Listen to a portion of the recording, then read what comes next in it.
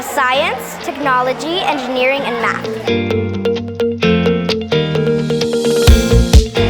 Well, we normally build things like to solve problems, just like what we did today. We are solving problems by building a machine or something.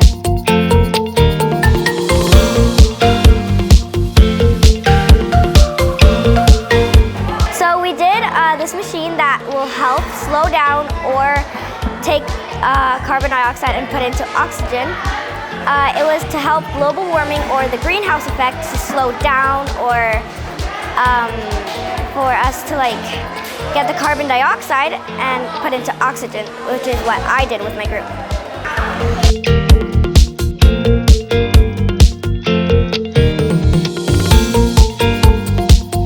I've learned about how to solve all these problems and to learn these things. So I've learned how to build things, and I've learned that there's always a solution for a problem.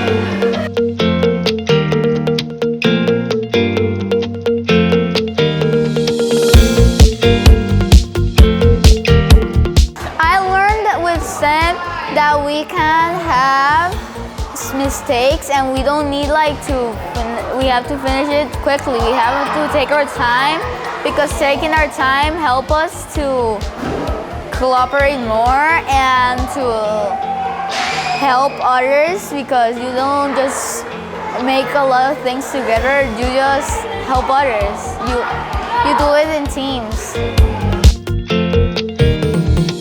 They're fun. And they teach us more of how, when we do mistakes, they help us to understand how to do it better. I remember in first grade when we made a little presentation with shadows with lights, that we had to do a movie, but we made a lot of papers, and you only see the shadows of the things, and we made dogs, cats, and some humans. And we shine with a lamp, in the dark, so it looks so nice how the shadows move with our hands, and it was so nice. It was so fun.